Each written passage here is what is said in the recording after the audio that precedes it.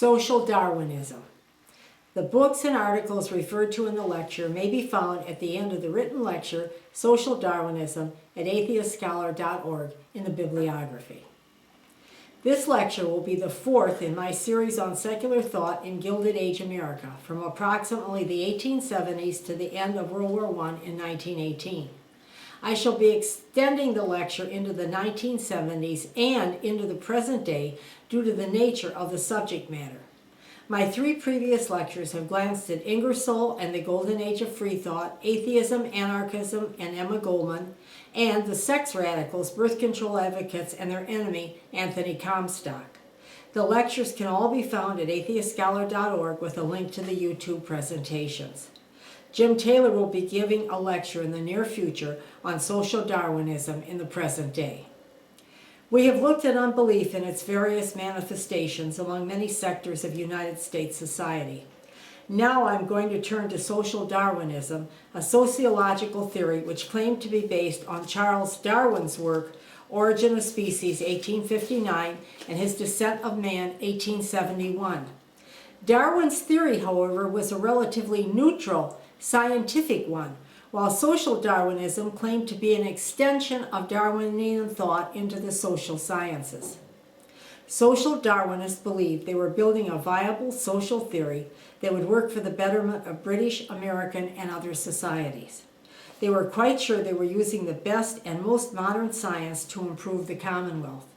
But they made significant errors in their calculations by extrapolating a whole concept of society from a less than close reading of Darwin. Social Darwinists overreached and at the same time oversimplified Darwinian evolutionary theory. Please see Evolution versus Creationism, Intelligent Design, and the War Between Science and Religion, and Jim Taylor's lecture on intelligent design at AtheistScholar.org for more on Darwinian theory. We shall be looking at Herbert Spencer, the British originator and proponent of social Darwinism, and William Graham Sumner, the American sociologist who popularized the theory in the United States. Then I shall turn to the extension of the theory of social Darwinism into that of eugenics, which was a highly influential movement in our nation from about 1910 until the 1940s and later. Eventually, social Darwinism lost its intellectual cachet and was critiqued and displaced by the pragmatic philosophy of thinkers like William James and John Dewey. For a more extensive discussion of pragmatism, please see Atheist Philosophy, Pragmatism at AtheistScholar.org. But eugenics was popular for a much longer period than social Darwinism, with many American states passing laws that forced the sterilization of people deemed unfit. Such draconian procedures violated citizens' constitutional rights and treated people like objects or breeders who were fit or unfit to propagate. Many liberal Protestant churches and clergymen were exponents of and believers in eugenics, as were far too many secular thinkers. We shall be discussing the irrational embrace of this pseudoscientific doctrine in the United States. I shall be finishing the lecture with a glance at some contemporary social and psychological theories that are once again based on biology, such as evolutionary psychology, sociobiology, and the Genome Project. There are many thinkers in the present day who are very concerned about a new and troubling tendency to return to some form of social Darwinism. They think there may be the possibility of the recurrence of the disgraced theory in slightly updated frameworks. Not all the sociological obfuscation has come from the social conservatives. There are liberals in the United States who have been lured by biological explanations for human behavior. Some of those explanations contain notions that are in danger of drifting into social engineering. Social engineering sometimes carries with it the threat of an involvement with genetics. Full disclosure, I am a strong critic of social Darwinism, eugenics, and any type of sociological or psychological theory that puts an emphasis on biology at the expense of cultural factors when scrutinizing human behavior. Human behavior cannot be understood without taking into consideration both biology and cultural environment. It is necessary to have proper studies conducted and scrutinized before coming to conclusions about human biology or psychology. The United States must not succumb to fads and poorly carried out experiments again, as it has in the past. We have seen the results of the failed attempts to fit people's psyches and behavior into some sort of Procrustean bed of pseudoscience. Not only eugenics and forced sterilization, but such egregious practices as male circumcision, lobotomies, electroshock therapy, and so on have been the result. The harmful results of those practices once done cannot be undone. During this lecture, while categorizing social Darwinism as a profound misreading of scientific Darwinism and detailing its most obvious and egregious tenets, I also hope to sound a cautionary note to our secular community. Darwinism itself was enthusiastically embraced by many American thinkers. According to Richard Hofstadter, in the last 3 decades of the 19th and the beginning of the 20th century, the United States was the Darwinian country. As we saw in earlier lectures about that era, America was experiencing social tensions, immigrations, and exponential industrial growth. But at the same time, the nation suffered several crippling recessions. The working and living conditions for the lower classes was deplorable. And this state of affairs encompassed the immigrants who were arriving in America to find work. The prevailing view of the American establishment during the last decades of the 19th century was social conservatism. But unlike the social conservatism of the present day, it was a philosophy that sometimes resembled a secular religion or belief system rather than a religiously pious one. Social Darwinism's first proponents expressed a secular outlook.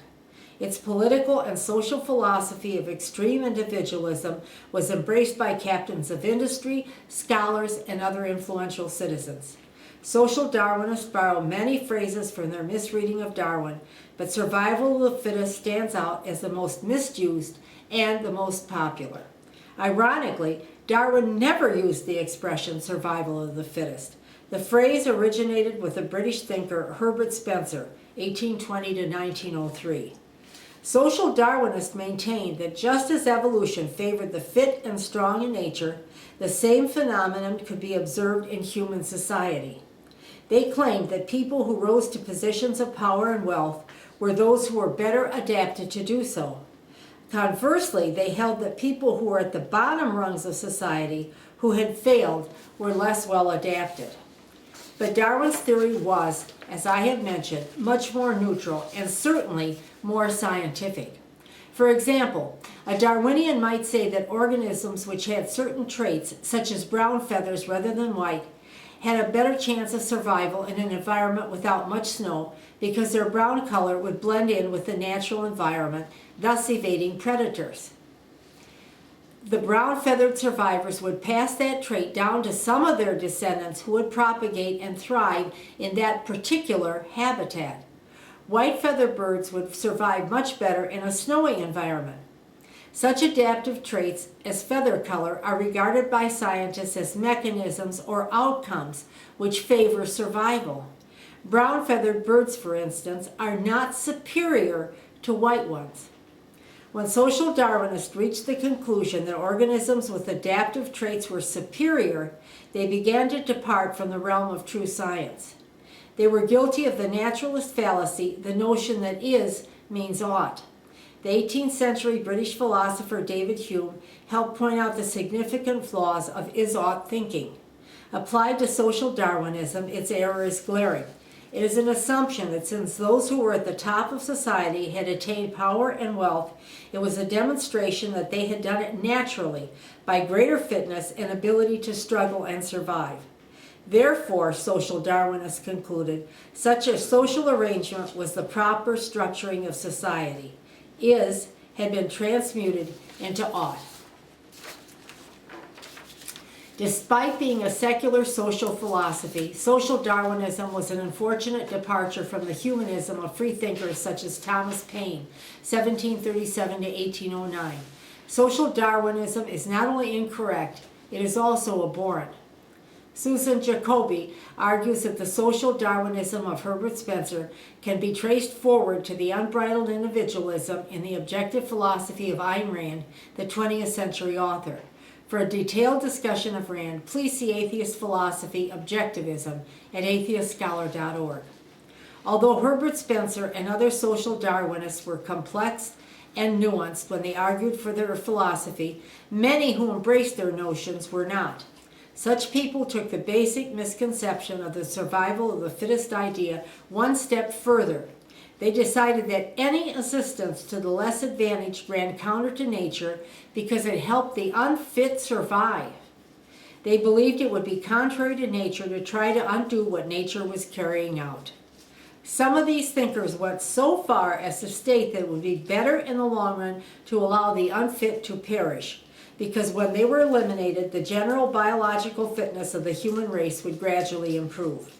We shall see how such thinking led to the eugenics movement, which was so popular in the United States from around 1910 to the 1940s and beyond.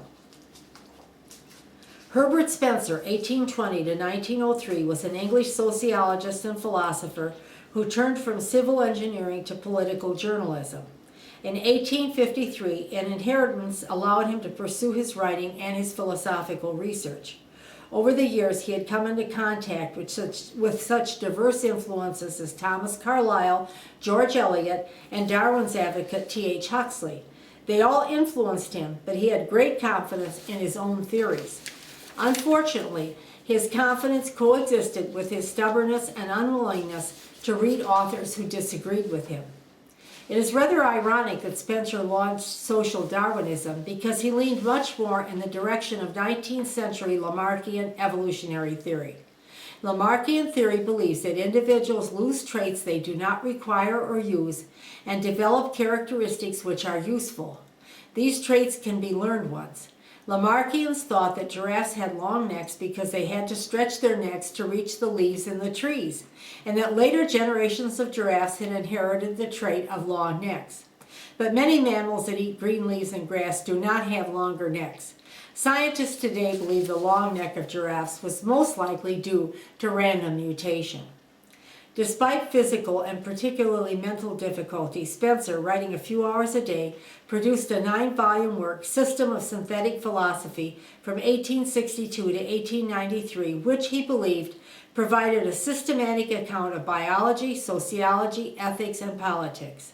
According to William Sweet, this synthetic philosophy brought together data from the various natural and social scientists organized according to evolutionary theory. I am gratefully indebted to William Sweet for the following statements concerning Spencer's most important theories, the ones he discussed in the multi-volume work. According to Sweet, Spencer held that organisms which are homogeneous are inherently unstable, that organisms develop from simple to complex forms, and that evolution constitutes a norm of progress. Spencer later referred to such a process as the survival of the fittest. Later, he developed the idea that there was a gradual specialization in things towards self-sufficiency and individuation. Individuation, he believed, was combined with a natural tendency to self-preservation, which in humans led to rational self-interest. Spencer additionally held that one could deduce the character of human social life by observing the development of organisms and the laws of nature. He thought that social institutions, including the economy, could function without much external control, just as the digestive system of a lower organism does. He did not seem to see the difference between lower physical functions and higher social organization, which is very complex. While progress, according to Spencer, was an inevitable characteristic of evolution, only the free exercise of human faculties could achieve it. He believed in the individual ego much as Ayn Rand did. He maintained that law restricted liberty. Restriction of liberty was a great evil, he stated, and should only be used to guard a greater liberty. Early 19th century utilitarian philosophers had argued that people had natural rights. They also justified the concepts of law and order. Spencer denied such claims.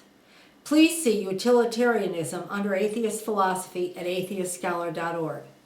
Spencer was for laissez-faire in economics and government. Spencer maintained there were limits to human knowledge, and one of these limits was being able to know what he called the unknowable. Whether such an unknowable might be God, he argued, was impossible to determine. His agnosticism is inferred from such arguments. But by around the 1890s or so, many successful critiques of his work had been undertaken by unconvinced scholars, and his influence had declined significantly. Even though Spencer was nominated for the Nobel Prize in 1902, his philosophy was no longer considered consequential.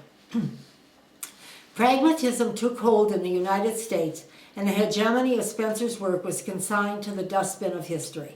Libertarians today sometimes quote him on the role of government and of individual rights.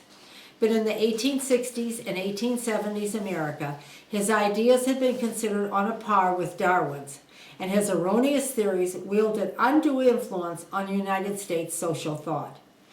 William Graham Sumner, 1840 to 1910, was a fierce and influential advocate of social Darwinism in America.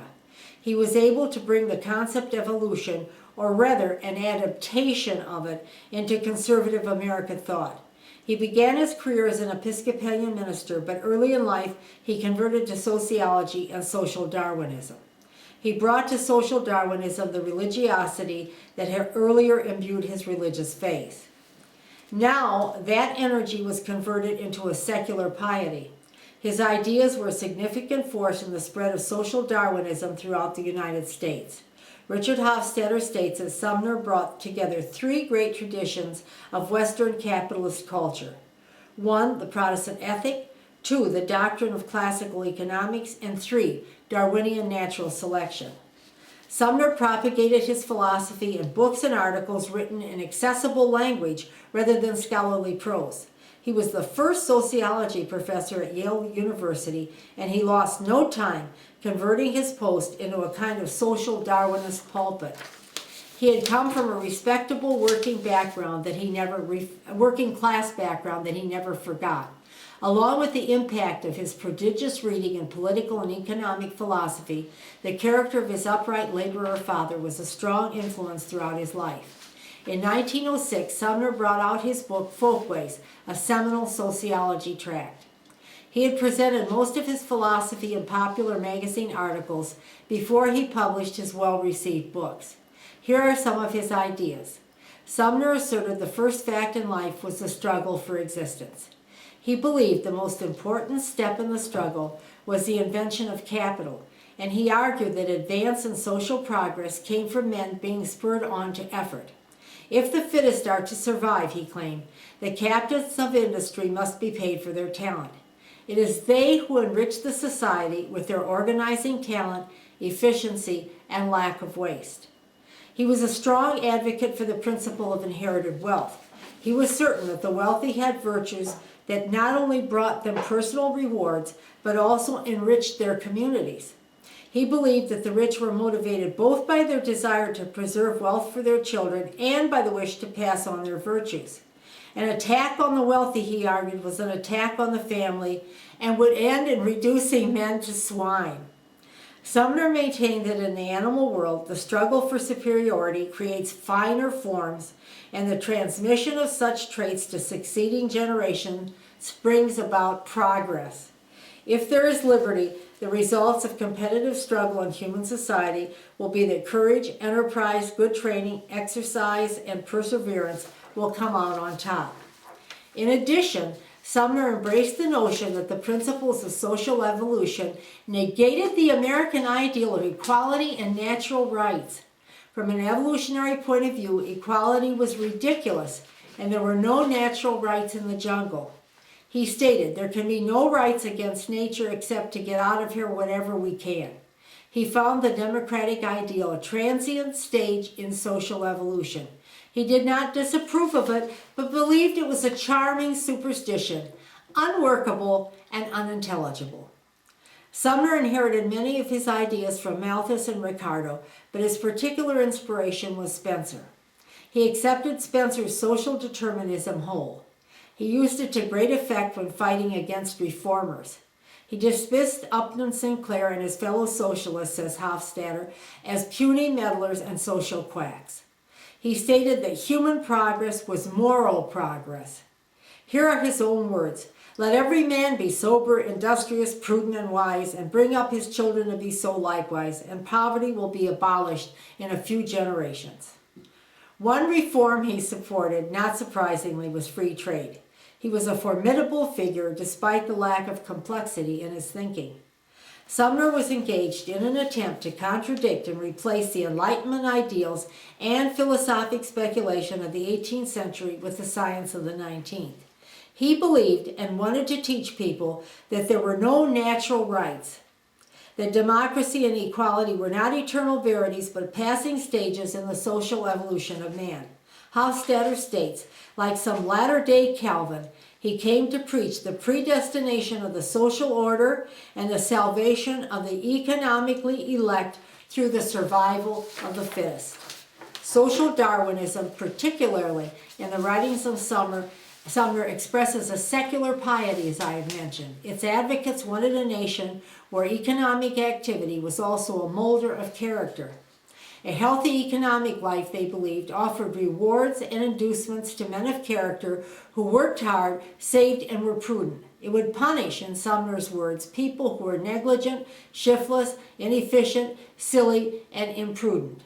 Needless to say, while Darwin apparently had some respect for Spencer and interest in his ideas, he never endorsed either social Darwinism or its vicious child, eugenics.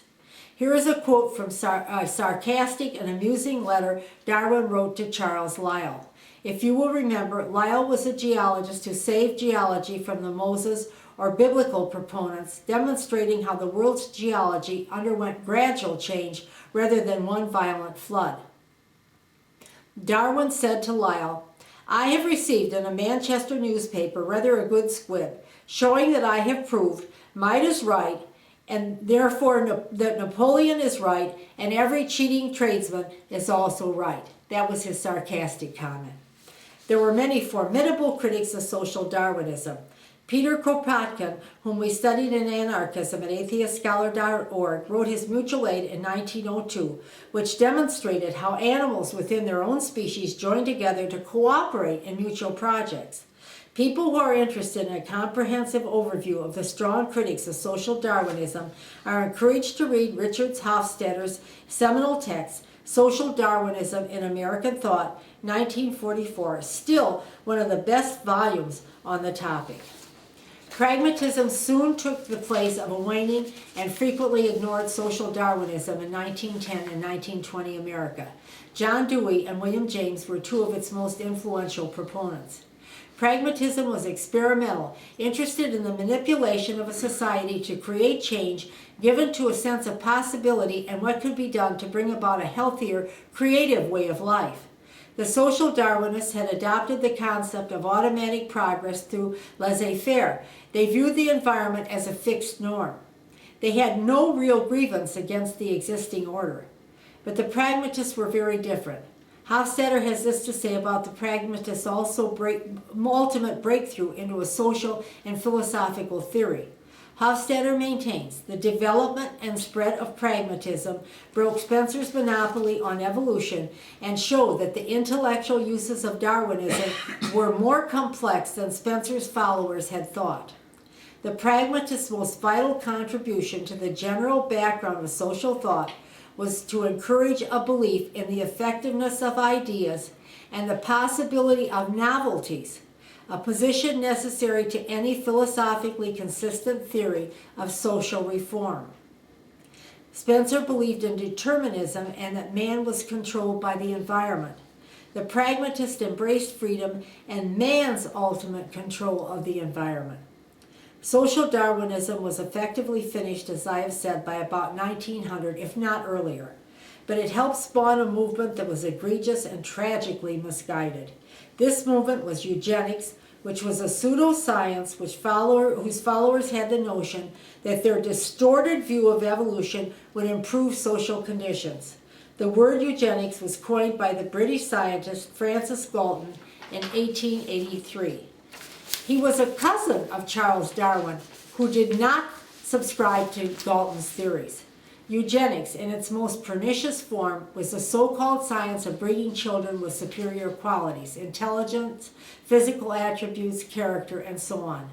Before I begin a discussion of eugenics, I would like to distinguish between the two types of the theory that disparate thinkers and social reformers subscribe to.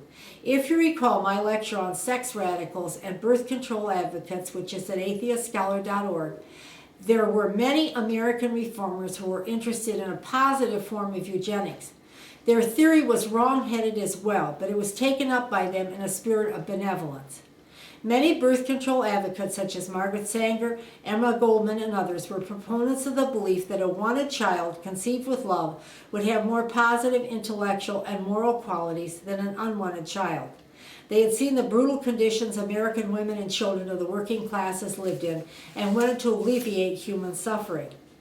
I am concerned that birth control and women's rights aspirations might be jumbled together with the vicious policies and practices of the so-called positive eugenicists. The positive eugenicists thought that many meritorious traits were inheritable. Because they were devoted to breeding superior children, they were in favor of encouraging people with desirable traits to have more children. Conversely, they wished to prevent those people whom they considered unfit from passing on to future generations what they believed were inherited, undesirable traits. They wanted to prevent the so-called unfit from breeding by sterilizing them, without their consent, if need be. Such proponents of eugenics were racist and motivated by class and race hatred. Their policies endured until the 1960s and early 1970s. The involuntary sterilization of American citizens is a long and tragic story, but it is a warning to atheists and agnostics against the beguilements of pseudoscience. The secular community can trace its intellectual and moral beginnings to the 18th century Enlightenment, as I have mentioned, from Thomas Paine and Thomas Jefferson up to the humanists of the present day, such as the late Carl Sagan, the great cosmologist. Theirs was a philosophy that embraced human flourishing, not human engineering. We must hold fast to its principles and try to stop movements such as eugenics from becoming part of American social planning ever again. Eugenics comes from the Greek meaning good birth. It originated with Francis Galton and was supposed to describe the attempts to improve the human race by means of genetic policies. In the last 25 years of the 19th century, people became increasingly worried that the biological quality of the Western nation citizens was in decline. Biological and social scientists explained that the decline was taking place due to scientific innovations and new inventions. They claimed that earlier civilizations had managed to achieve populations of the fittest because the unfit often suffered from reduced fertility and earlier deaths, thereby eliminating the continuation of their genes. But improvements in medicine, in sanitation, and inventions such as eyeglasses had negated many of the effects of natural selection. Such theorists felt it was only a matter of time before genetic deterioration set in. Many believed it had already begun. The obvious solution for them was to become able to control and even improve human and societal quality. These social planners, thinkers, and activists arrived at two solutions. One idea was to promote the birth and education of children by parents the theorists considered superior. The second solution was to try to prevent the birth and rearing of children by those people they considered of inferior quality. Galton himself tried to promote eugenics by establishing local genetics associations whose purpose was to advocate eugenic principles throughout their localities. He tried to further the pursuit of positive eugenics by promoting the effort to find families in each area who, by superior intellect, health, and character, had made significant contributions to the social good. He wanted his followers to try to persuade such persons of their duty to have more children so as to increase or maintain their future numbers. Galton founded a research fellowship at University College in England in 1905 for the purpose of compiling the pedigrees of elite British families. but he also wanted to curb the birth rate of what was then referred to as the underclass or undesirables. He wrote several books on the topic of eugenics, but his recurring concern was an unhealthy focus on preventing the proliferation of what he and his followers called the undesirable classes. Galton had read the detailed study of the American Jukes family, written by Richard Dugdale in 1877. Dugdale had discovered that the degenerate Jukes living in upstate New York had produced 7 generations of criminals, prostitutes, alcoholics, and unemployables. But many thinkers and readers seemed to ignore Dugdale's conclusions that the degeneration of the family was due to environmental factors as well as hereditary issues. Dugdale additionally suggested that some of the Jukes' undesirable traits might become heritable over time. Arthur H. Estabrook of the Eugenics Record Office in Cold Springs, New York, wrote a second volume called The Jukes in 1915, in which he updated the family's fortunes since 1877. He found little change, but his excellent study attributed most of the difficulties of the family members to their terrible environment. There were many facts in both studies of the Jukes family to point to environmental difficulties that persisted over many generations, as well as some hereditary factors. Galton, however, who had seen such families in England, was more impressed by the hereditary, undesirable traits he thought he had detected in them. He wrote, "Such persons are exceptionally and unquestionably unfit to contribute offspring to the nation." He stated that stern compulsion ought to be exerted to prevent the free propagation of the stock of those who are seriously affected by lunacy, feeble-mindedness, habitual criminality, and pauperism. He was sure that Western democracies would ultimately refuse consent to the freedom of propagating permitted the underclasses. The rise of hereditarian science contributed to the trend of believing that many undesirable traits could be lessened or removed from society by restricting the propagation of those who carried them. Charles Davenport's researches seem to bear this notion out. He was a chicken breeder, but he also collected extensive family records in the genre of the Jukes studies.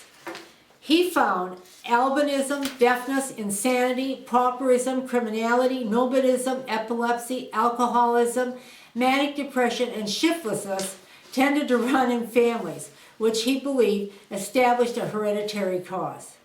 Mendel's genetics and other studies of heredity were misinterpreted, although they disproved many mistaken notions of heredity. For example, the classic experiment of excising mice's tails and then having them breed demonstrated that the next generation of mice all had the original long tails of the parents before they were cut. Such studies were not properly understood, and the neo-Darwinian synthesis of Darwin's evolutionary theory and Mendel's genetics did not carry the weight that it should have at that particular period. Many erroneously thought that Darwin and Mendel's ideas were at odds. Mendel's genetics were comprehended by 1900, and when combined with T.M. Morgan's chromosome theory of inheritance in 1915, formed the core of classical genetic theory. But Galton's pseudoscience was quite satisfying to the vanity and pride of place of the upper classes, who could then justify their discrimination against the lower classes. Disease and filth were associated with immorality, and many believed immorality was inherited. People had the notion that blind people, deaf people, promiscuous women, people who lacked intelligence, and lovers of the sea passed these so-called defects to their children. Genes and genetics were unknown in the 19th century. There were large gaps in knowledge about the mechanism of inheritance and the transmission of disease. The early 20th century saw the establishment of the field of genetics, but it was another 20 years before researchers could demonstrate that selective breeding of humans could not rid society of communicable diseases such as syphilis or of many other conditions such as alcoholism and mental illness. What well-educated people would have known if they had looked at the hard facts and repeated outcomes of many experiments was that there was very little evidence for Galton's theory. there was no excuse for the continuation of belief in eugenics during the middle years of the 20th century. The Great Depression of 1929 that took place in the United States demonstrated that many of the rich, the so-called fittest people in the society, had suddenly become poor. The idea that they were superior in terms of survival did not hold, just as their money and investments had not. People began to realize that pauperism was not inherited. Sometimes it was just the result of bad luck. When knowledge of the vicious compulsory sterilization programs carried out by Nazi Germany emerged after the end of World War II, many Americans became disgusted with eugenic practices. Social Darwinism became not only a discarded theory, but a discredited one. However, due to racism and other factors, involuntary sterilization laws were not rescinded in our nation until about 1972, with the last of them being repealed in 1979. The progressive era in the United States overlapped the Gilded Age, running from the 1890s until the 1920s. It was a time of social and political reform in America. There was emphasis placed on scientific management, which included the goal of running business and government efficiently, but there were also social concerns. Two of its major proponents were Theodore Roosevelt and William Jennings Bryan, both conservatives in religious beliefs. Some progressive age goals were excellent, such as curbing unprincipled business growth and supporting women's suffrage. There was general backing for reforms in medicine, politics, and other areas. But in order to break some of the power of the big city bosses and their political machines, politicians bowed to the pressure of religious and social conservatives about alcohol, and prohibition was passed in 1920. Repeal of the law did not take place until 1933. The progressive era was also the time of widening support for eugenics. Despite the new scientific knowledge about the inheritance of traits, eugenics became exceedingly popular in an America which had begun entertaining the notion of social engineering.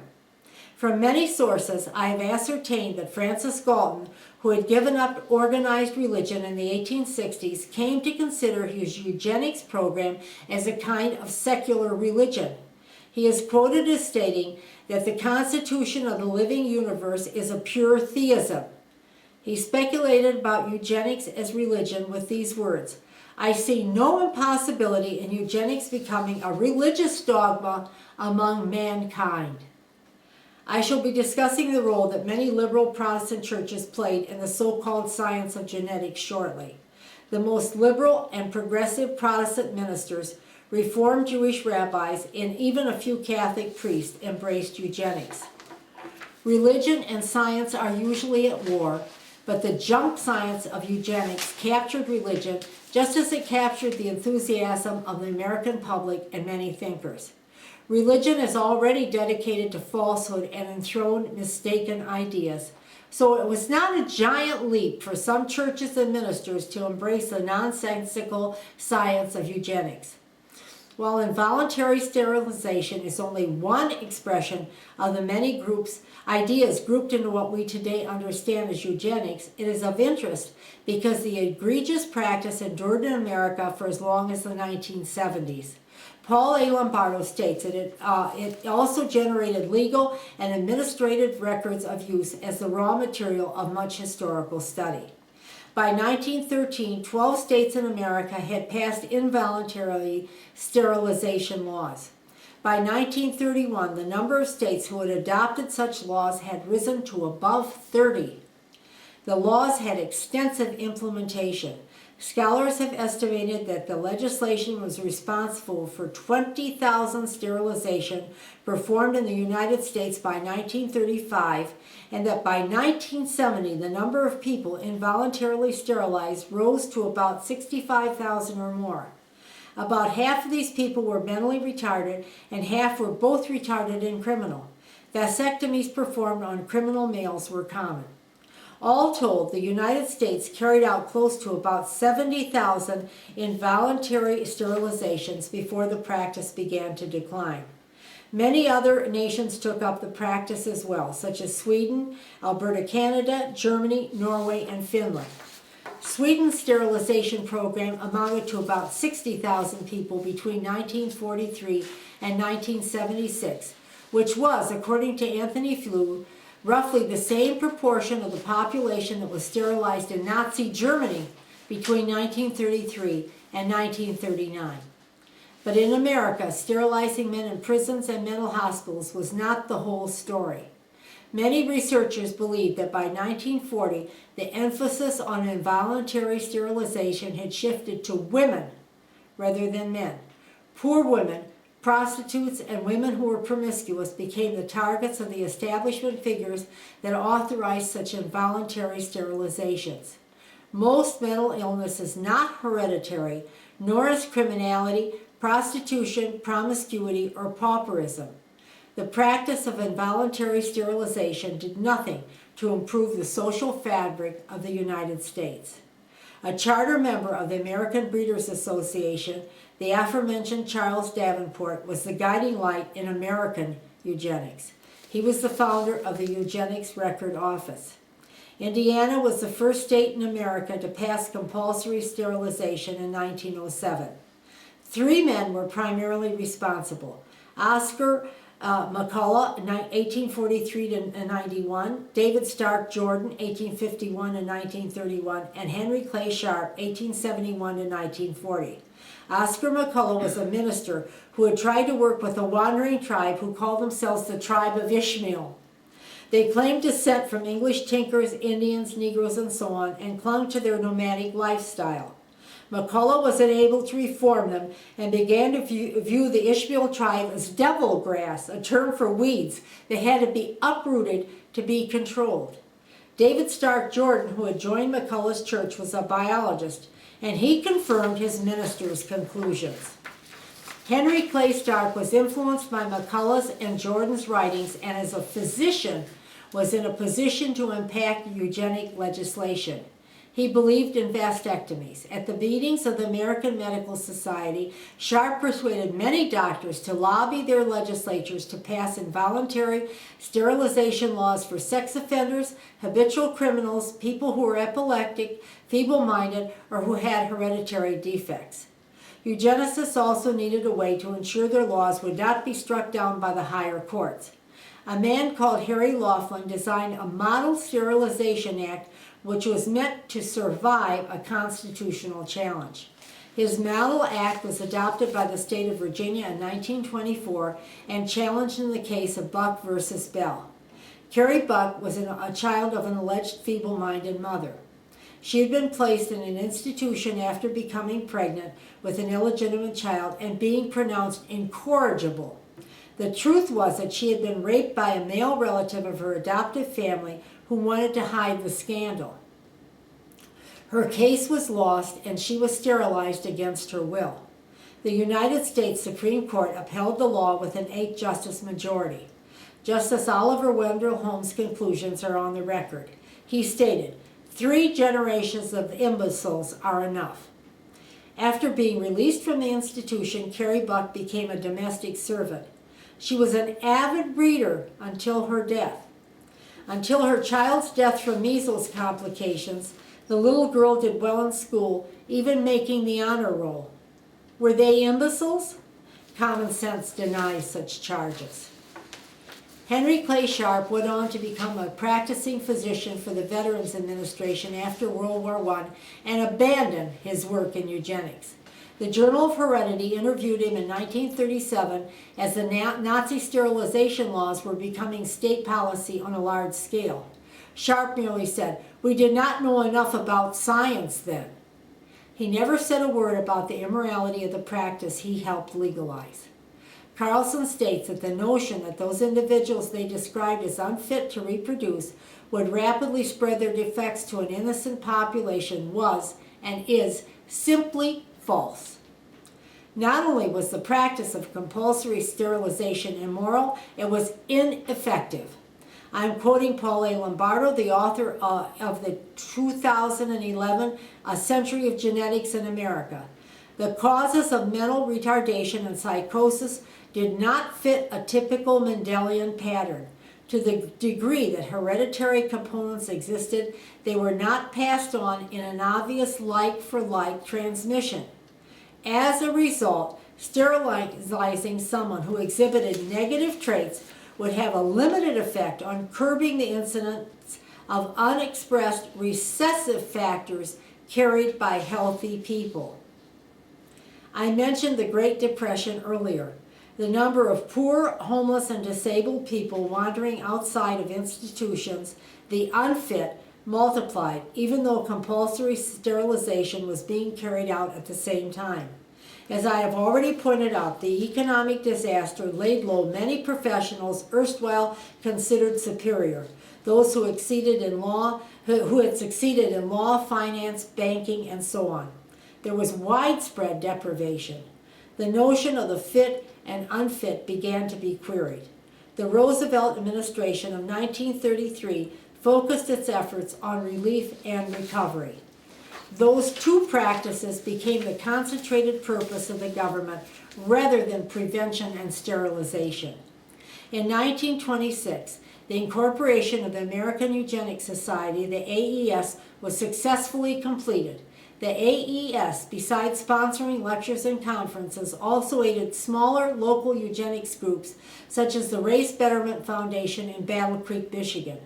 This organization was begun in 1911 by John Harvey Kellogg, who was an outspoken racist and segregationist, in cooperation with Charles Davenport.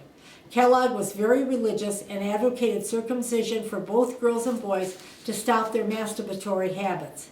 He was most effective in helping to spread the egregious and unnecessary practice of circumcising male children in the United States. His Race Betterment Foundation sponsored a series of conferences at the Kellogg Sanitarium in 1914, 1915, and 1928. He and his brother founded the Kellogg Cereal Company. The AES was very similar to the Galton Society in England. Its stated goals were attempting to achieve racial betterment, eugenic health, and genetic education through lectures and exhibits. The group promoted the Fitter Family Contest at state fairs across the United States. In order to enroll in such contests, contestants frequently had to provide their family's eugenic history and take medical exams and intelligence tests. The AES considered immigration restrictions one of its goals as well. Some of the members, including the secretary of the organization in 1937, sponsored a talk by a medical doctor who had traveled to Germany and had toured its compulsory sterilization facilities. The doctor told the AES that it was apparent that the Nazi sterilization program was an excellent one. Many eminent people belonged to the AES in its heyday, including Margaret Sanger, the birth control advocate. Gamble from the Procter & Gamble family was a contributor to the eugenics movement. There were many wealthy people who were affiliates of the AES or related associations. For those who are interested in the identity of the upper class members or advocates of eugenics, the volume A Century of Eugenics in America is an excellent place to begin. A quick web search will also yield many names. In 1930, the AES had 1,260 members, most of them wealthy and prominent citizens of the United States, but not scientists. In 1960, the number of members dropped to about 400, but consisted exclusively of people in science and medicine. It changed its name in 1972 to the Society for the Study of Social Biology. It was now made up of medical and scientific professionals and claimed its interests were the trends of human evolution and the biological, medical, and social forces that determine these trends. I think it is reasonable for those who oppose genetics to believe that leopards do not change their spots. They merely change the size and shape of the spots as they evolve and alter, but they retain both their spots and their predatory natures. Another area affected by the American eugenics movement was its assault against immigrants and black people. But in the area of eugenic policies against blacks, the history is ambiguous. Many black leaders assailed the racist policies of eugenics, but some of them embraced the notion that A, humans could be sorted into relatively fit and unfit categories, and B, society as a whole could be improved by ensuring the propagation of the fit and reducing the propagation of the unfit. Even W.B. Du Bois, 1868 to 1963, the famous black historian, sociologist, and activist, subscribed to a nuanced concept of racial elitism. Du Bois was active against racist eugenic science, but he urged the black elite to rise and pull all that were worth saving up to their vantage ground.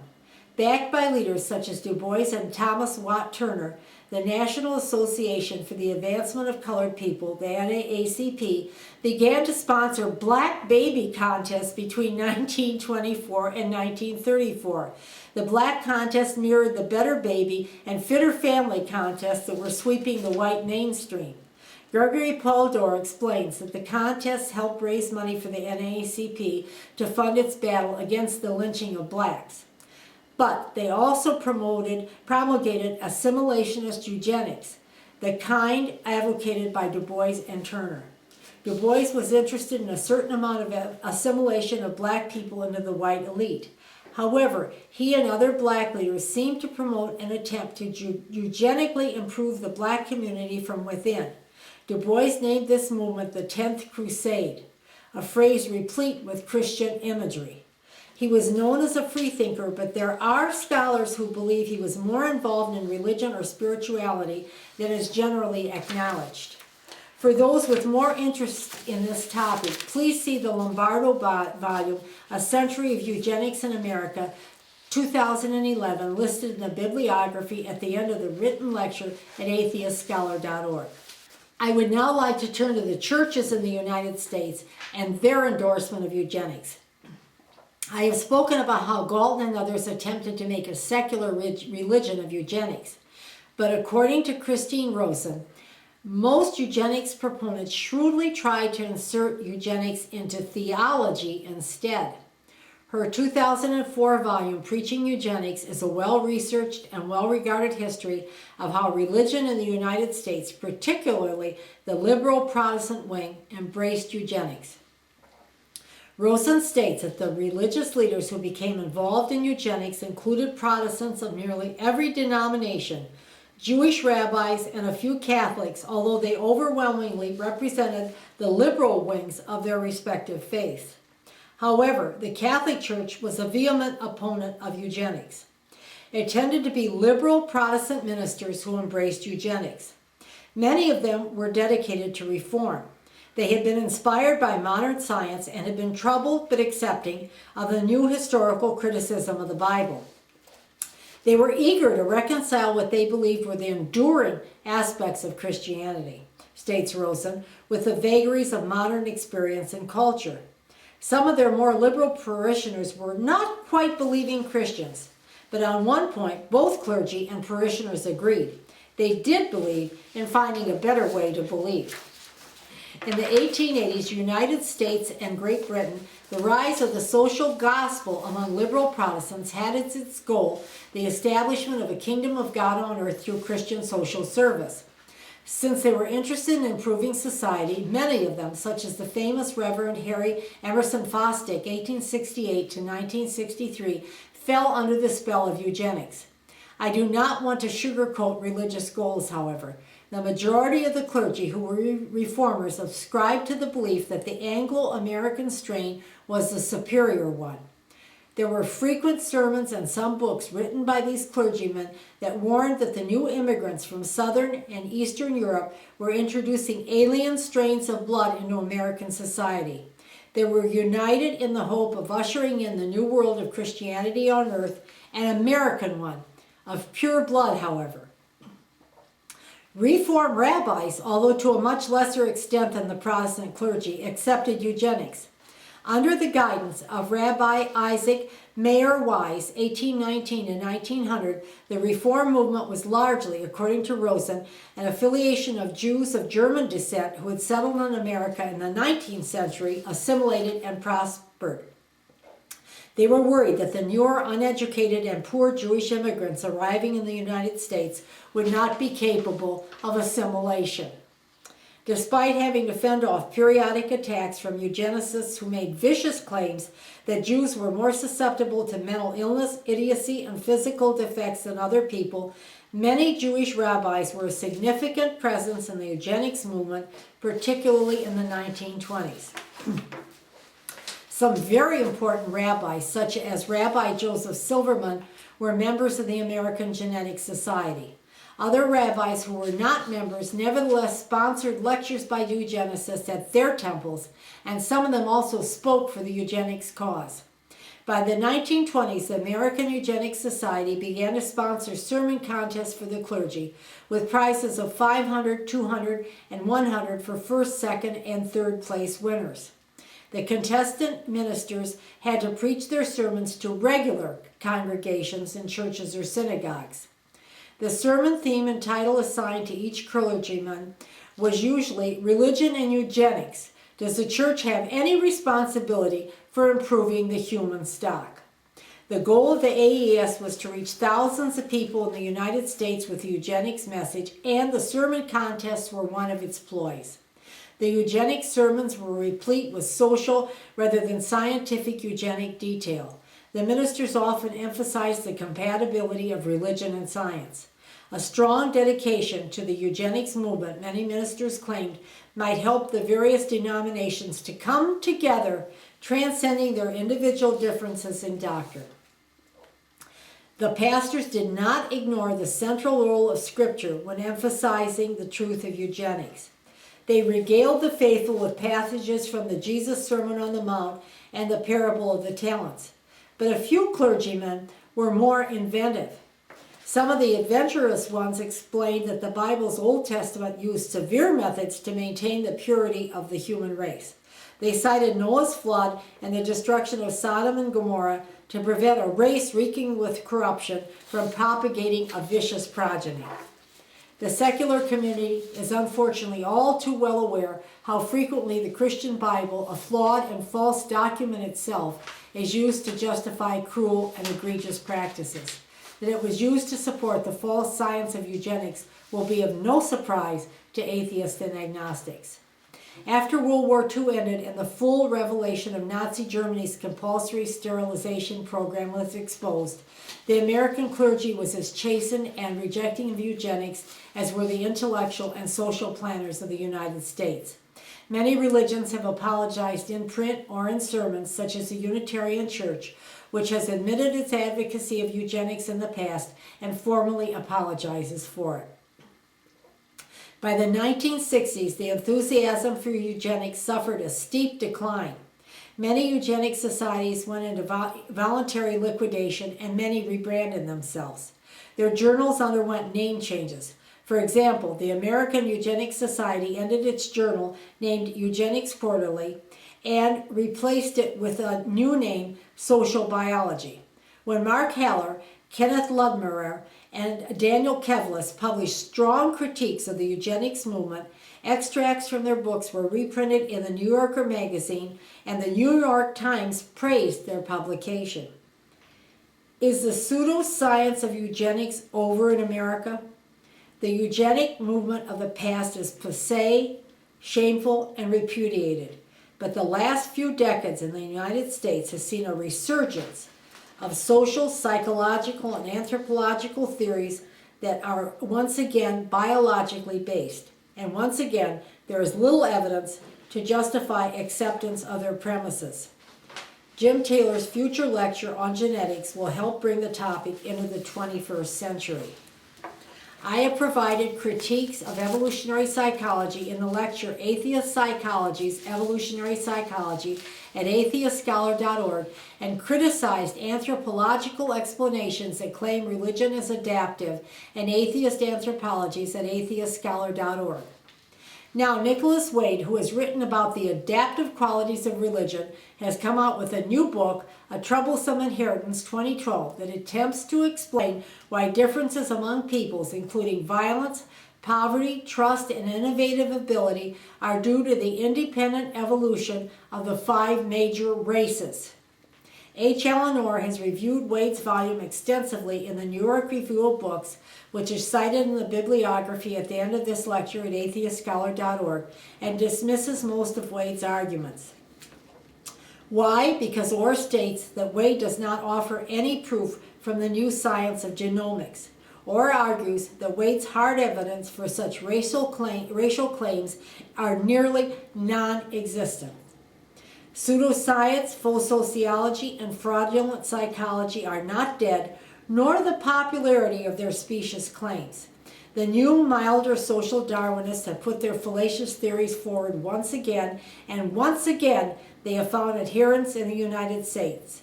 Some secular people have been drawn to evolutionary psychology's specious claims. Our atheist community must rigorously question that discipline's attempt to explain present-day human behavior from a biological and evolutionary standpoint. Evolutionary psychologists claim that contemporary cultural patterns originated in the Stone Age have not had time to evolve. They offer very little evidence for such speculation. Atheists who have rejected the nonsense of religion also need to evaluate so-called scientific claims with suspicion. If we atheists and agnostics need hard evidence for the existence of God and of other transcendent claims, should we not also demand evidence for scientific claims? Let the new social Darwinists produce salient facts, and then we shall agree with them. As of this writing, no strong evidence has been forthcoming. Linda McCabe and Edward R.B. McCabe asked some penetrating questions in the volume A Century of Eugenics in America. Their article asks, are we entering a perfect storm for the resurgence of genetics? Time does not permit a complete discussion of the possibility of a dangerous recrudescence of eugenics in the 21st century. The public does not understand the Human Genome Project, which has achieved iconic status. Americans, when asked, expect the project to bring about eventual cures for diabetes and cancer, heart disease, and birth defects. Horace Freeland Judson explains that we do not have one human genome but billions. He states that the people with the project knew from the start the project would never be complete. But it has been packaged as though there were no variants. At the level of genes, Judson states, the project promises a useful consensus, but at the level of sequences of nucleotides, variability is great and important. It has merely been packaged as a definite and singular project with a fixed end point. He goes on to explain, genes act in concert with each other, collectively with the environment, and for ourselves, for the general public, what we require is to get more fully and precisely into the language of genetics. Unfortunately, according to Judson, James Watson, one of the people who deduced the structure of DNA, decided to sell the Human Genome Project to Americans and gain funding from Congress. He made statements such as this one to Time magazine in 1989. We used to believe our destiny was in the stars. Now we know in large measure our fate is in our genes. This claim is not true. Since the individual genome is determined at fertilization and the sequence is set at that moment, the McCabes argue that a person's fate would then be immutable, but that is not the case. They explain the sequence as written is not as important as how it is read. Environmental influences affect changes in the DNA to silence certain genes which will not be read. They may remain silenced for the life of the individual and possibly beyond, into future generations. Professors and scientists of human genetics have emphasized that our knowledge of human genes and their actions is slight, that we cannot bring about correct human breeding. They believe many of us are under the misunderstanding created by the gene myth, the view that our nature and even our fate is in the genes, that genes determine behavior like a puppeteer his puppets. Some of the American public is taken in by the claims of the new so-called scientists. They are not apprised of the truth of genetic discrimination, determinism, and economic considerations. There is a plethora of ideas such as procreative beneficence, having the best child you can by assisted reproductive technology, ARTS, and prenatal genetic diagnosis, which sometimes is used to produce savior babies who are genetically manipulated to provide matching stem cells for a brother or sister carrying a defective gene. There is currently a market for organs and tissues, commercialization of genetic testing, and commerce in reproductive technologies. I have barely skimmed the surface of the problems raised by the infant technology of genetic manipulation. I embrace science, and I do not believe all of the above practices are wrong. I am simply advocating caution in the face of enthusiasm about genetic manipulation, particularly since most Americans do not have a proper grasp of the subject. Here are the McCabe's general prescriptions to ensure against the resurgence of eugenics. They maintain, 1, we must recognize the illegitimacy of genetic discrimination and support genetic non-discrimination legislation. 2, respect personal autonomy and reproductive freedom. 3, recognize and resist the corrosive nature of commodification of body parts, including genes and gametes on social structure. 4, guard against policies from organized medicine, governments, and corporations that could enshrine eugenic practices. 5, and educate opinion leaders and populace regarding the risks of over-promising genetics, genomics, and the consequences of determinism and eugenics. I would like to ask members of our secular community to remain true to our humanist roots, which came to us through the 18th century Enlightenment, through our American founders, and through men like Robert Greene Ingersoll and Carl Sagan. I would like to urge all of us to follow humanist morality and ethics. We need to insist that those who promise to provide humanity a brilliant flourishing through biological manipulation of genes and other methods must provide salient proof for their expectations and promises. If they do not offer a scientific evidence, we have the right to refuse to accept their speculations. That is the way to avoid what happened when America listened to the Pied Pipers of eugenics in the past. We may not have godlike foresight, but we are able to listen to critics, debate legal proposals, and to adopt a cautious approach when we are urged to endorse so-called scientific approaches to social and moral problems. Science will not explain all of our human past, nor provide for all human flourishing in the future. Let us adopt caution and think of human dignity. We are secular humanists, and many of us are skeptics. Let us cling to those life stances, and they will see us safely through an impressive future, riddled with breathtaking expectancy and uncertainty on all sides. It is exigent that we make that future safe for our children, for our beliefs, and for future generations. Thank you for your attention. I'm looking forward to our discussion.